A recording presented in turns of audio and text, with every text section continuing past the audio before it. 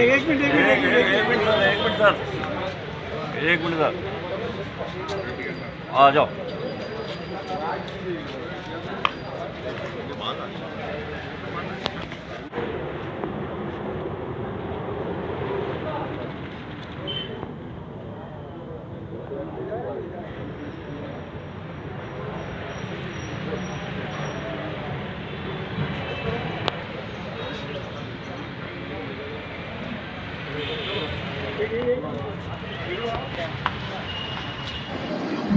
देखिए, कल एक महत्वपूर्ण कार्रवाई के अंदर डीएसटी उदयपुर को एक सूचना लगी कि गोवर्धनलास इलाके में जीवन तारा रिसोर्ट्स एरिया में कुछ लोगों ने फ्लैट्स किराए पर ले रखे हैं और वहाँ वो ऑनलाइन क्रिकेट पर सट्टा लगा करके लोगों के साथ बड़े पैमाने पर चीटिंग करते हैं।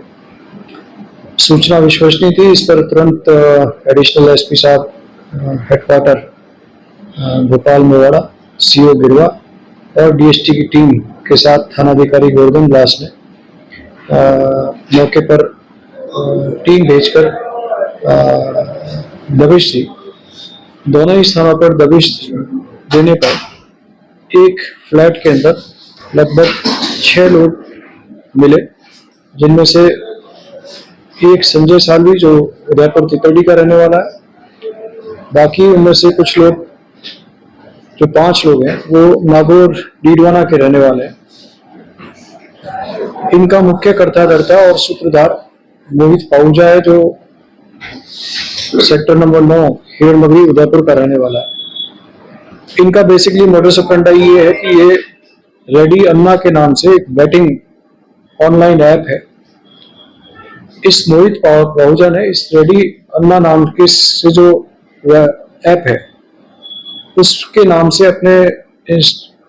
अपनी व्हाट्सएप के ऊपर और टेलीग्राम के ऊपर अपने ग्रुप्स बना रखे। इन ग्रुप्स पे जो जिसे भी बैटिंग करनी है, चाहे वो फुटबॉल का हो, चाहे क्रिकेट का हो, या और दूसरे स्पोर्ट्स के जो भी गेम्स हैं, जिसे इन पर अपना गेम खेलना है, बैटिंग करनी है, वो इनके साथ जुड़ने के लिए इनसे एक आईडी लेता है। आईडी लेने से पहले उसको एक अकाउंट दिया जाता है। उस अकाउंट के अंदर वो पैसा जमा कराता है। तत्पश्चात वो उस आईडी से जुड़ता है और गेम खेलने के लिए गेम खेल सकता है।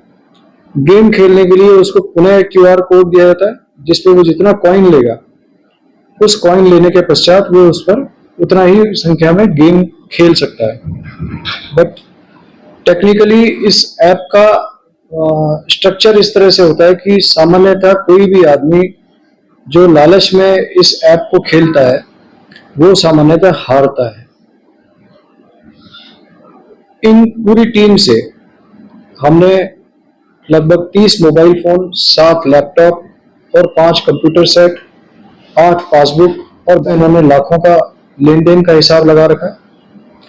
इनके पास जो अकाउंट्स मिले हैं जिनमें ऑनलाइन ट्रांजैक्शंस होते थे, उन ऑनलाइन ट्रांजैक्शन में भी लाखों का लेन देन है और लाखों रुपए उस पर्टिकुलर टाइम पर जमा भी थे, जिन्हें तुरंत संबंधित बैंक को मेल भेजकर हमने फ्रीज कराया। बेसिकली इनकी जो मोडस ऑपरेंडी है, ये जितने भी जो बैंक अकाउंट्स हैं जो प्राइमरीली इन्वेस्टिगेशन से सामने आए, जिनमें लाखों करोड़ों रुपए का लेन देन करते हैं, वो स्वयं के नाम पर नहीं होकर के किसी अनाम व्यक्ति के नाम पर होता है। जिस व्यक्ति से सामान्यतः ये अकाउंट लेते हैं उसको या तो मिसलीड करके या कुछ कमीशन का लोग लालच दे करके उसके नाम पे ये अकाउंट लेते हैं और उसमें ये लाखों करोड़ों का ट्रांजैक्शन करते हैं। लाखों करोड़ों का ट्रांजैक्शन बेनामी अकाउंट में करने से इनको ये रहता है कि डायरेक्ट इनके खिलाफ एविडेंस नहीं होती और जो जिसके अकाउंट के अंदर लाखों करोड़ों का लेन देन होता है, प्राइमरी जिम्मेदारी उसी की होती है। इसलिए ये दूसरे लोगों के नाम से ये अकाउंट लेते हैं। साथ ही साथ जो सिम है, प्राइमरी इंक्वायरी के अंदर जो सिम जिनके माध्यम से ये लोगों से बैटिंग कराते हैं, ये सिम भी स्वयं के नाम पर नहीं होकर के या तो फर्जी डॉक्यूमेंट्स के आधार पर दूसरों के नाम पे होते हैं या फिर अनाम दूसरे व्यक्तियों के नाम पर होते हैं। अभी इनके खिलाफ बीएनएस की विभिन्न धाराओं के साथ साथ आईटी एक्ट की धाराओं के तहत मुकदमा दर्ज किया गया। मुकदमा दर्ज होने के पश्चात एसएचओ साइबर श्री रामनिवास इस प्रकरण में इन्वेस्टिगेट कर रहे हैं। आरोपियों को कोर्ट में पेश करके आज पीसी रिमांड उन्होंने लिया है 5 दिन का, और इनसे डिटेल में इंटरोगेशन होंगे। अभी आपको ध्यान होगा कि कुछ दिन पूर्व भी हिरणमदेही में इस तरह से ऑनलाइन क्रिकेट बैटिंग की बड़ी गैंग पकड़ी थी, जिनसे भी लाखों करोड़ों रुपए के लेन देन का खुलासा हुआ था। उस गैंग की भी सेशन कोर्ट से जमानत खारिज हो चुकी है और वो अभी भी जेसी में है। तो बेसिकली ये साइबर क्राइम से रिलेटेड एक न केवल क्रिकेट का सट्टा है, वरन साइबर क्राइम से भी इनकी गतिविधियां जुड़ी हुई होती हैं। एक अन्य कार्रवाई के अंदर ऑफलाइन क्रिकेट सट्टा पड़ोस के दूसरे फ्लैट से मिला, जिसके अंदर लगभग 5 लोगों को मौके से पकड़ा गया। मध्य प्रदेश के रहने वाले हैं। ये यहाँ पर फ्लैट किराया लेकर के रहते हैं और यहाँ पर ये ऑफलाइन क्रिकेट का सट्टा कर रहे थे।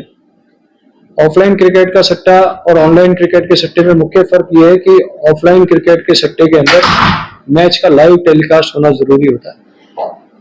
तो ये जो कल मैच चल रहा था लखनऊ और गुजरात की टीम के बीच में आईपीएल मैच, उस मैच के ऊपर ये ऑफलाइन सट्टा लग रहा था। इनसे भी हमने 7 मोबाइल फोन, 1 लैपटॉप और 7 सिम कार्ड हमने जब्त किए हैं। जब्त करके इनके अकाउंट, जो लैपटॉप के अंदर जो अकाउंट्स मिले हैं, उनमें भी प्राइमरली जो इन्वेस्टिगेट हुआ है उसमें भी इनके लाखों रुपए का लेन देन सामने आया। ये जो आरोपी हैं, जिनमें एक मुख्य आरोपी है मोनू सैनी नीमच, जो भी एब्सकॉन्डेड है, उसकी हम तलाश कर रहे हैं। चारों लोगों से इनसे डिटेल में इंटरोगेशन कर रहे हैं। इनके खिलाफ भी गोवर्धनदास थाने के अंदर जुआ एक्ट के साथ साथ आईटी एक्ट और बीएनएस की विभिन्न धाराओं के तहत प्रकरण दर्ज करके इन्वेस्टिगेशन किया जा रहा है। इसका इन्वेस्टिगेशन एसएचओ टीडी कर रहे हैं और इनको भी आज कोर्ट में पेश करके और पीसी रिमांड लेकर के इनसे भी इन्वेस्टिगेशन किया जा रहा है। ऑफलाइन सट्टे में बेसिकली क्या होता है, मोटस ऑपरेंडी की मैच जब लाइव टेलीकास्ट होता है तो लाइव टेलीकास्ट मैच में और आपके पास जो मैच टेलीकास्ट होता है उसके अंदर कुछ सेकंड्स का और कई बार कुछ मिनट्स का डिफरेंस होता है। लेकिन जो ऑफलाइन सट्टा लगाने वाले लोग हैं, बैटर्स हैं, उनके पास एक ऐप होता है, तो उनको अमूमन वो लाइव जो इमीडिएट मैच का टेलीकास्ट होता है वो प्राप्त होता है।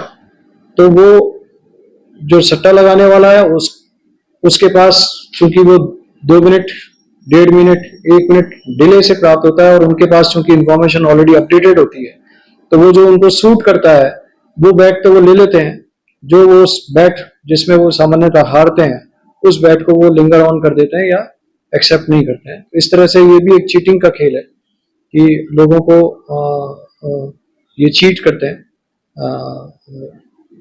प्राइमरी अनुसंधान से इनका पूर्व में भी इस तरह की गतिविधियों में संलिप्त होना सामने आया है, लेकिन चूंकि बाहर के लोग हैं, इनका आपराधिक रिकॉर्ड संकलित किया जा रहा है और आपराधिक रिकॉर्ड संकलित करके और भी इन्होंने कहाँ इस तरह से लोगों के साथ चीटिंग की है, इसका जो मेन जो हमारी अलग अलग पोर्टल्स हैं उनके ऊपर भी इनका रिकॉर्ड चेक कर रहे हैं कि इनका पुराना कोई चीटिंग का ऑलरेडी कोई कंप्लेंट है या नहीं। पहले भी पकड़े जाते हैं तो क्या होता है, तो सेफ जोन है या सॉफ्ट टारगेट है? नहीं, देखिए ऐसा नहीं। ये ऐसा नहीं कह सकते कि उदयपुर कोई किसी के लिए सेफ जोन है। नीमच से आने वाला आदमी नीमच के आसपास भी कहीं कमरा किराए पर लेकर के रह सकता है। नागौर से आने वाला आदमी जोधपुर जाकर के खेल सकता है, उदयपुर आकर के खेल सकता है। तो जहां उनके गैंग के लोग और दूसरे लोग हैं, उस जगह पे वो सूटेबल जगह देख करके ये ऑपरेट करते हैं। लेकिन सामान्यतः जो पूछताछ से सामने आया है कि कभी भी ये एक जगह कंटिन्यू नहीं रहते। कुछ दिन या कुछ महीने ये उदयपुर में ऑपरेट करेंगे, कुछ महीने जाकर के जयपुर ऑपरेट करेंगे, कुछ जगह जोधपुर ऑपरेट करेंगे। इस तरह से लगातार अपना ठिकाना बदलते रहते हैं। इन्हें क्या चाहिए होता है कि इंटरनेट कनेक्शन और रहने की जगह, इसके अलावा इनको कोई और चीज की जरूरत नहीं होती, इसलिए कि कोई पर्टिकुलर जगह इनके लिए मुफीद हो, ऐसा नहीं है।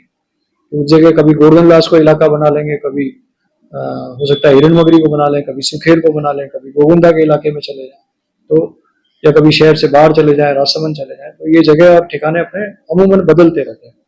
सर ये जो ऐप है वो क्या इन्होंने ही बनाई है या फिर ये प्रतिबंधित है या इसे कोई भी चला सकता है, अनुमति है इसकी? देखिए अभी इस ऐप का डोमेन आईडी किसके पास है और किसने बनाया ये इंफॉर्मेशन अभी लेनी बाकी है। वैध है और अवैध है इस बारे में भी डिटेल में इंटरोगेशन चल रहा है। बट मैंने जैसे आपको कहा कि इन ऐप्स का स्ट्रक्चर इस तरह से होता है कि कोई भी आदमी जो सामान्य आदमी होता है वो हो सकता है 1 या 2 दिन 5 दिन वो इस बैटिंग करके कुछ राशि जीत जाए, बट लॉन्गर टाइम पर वो हारता ही है।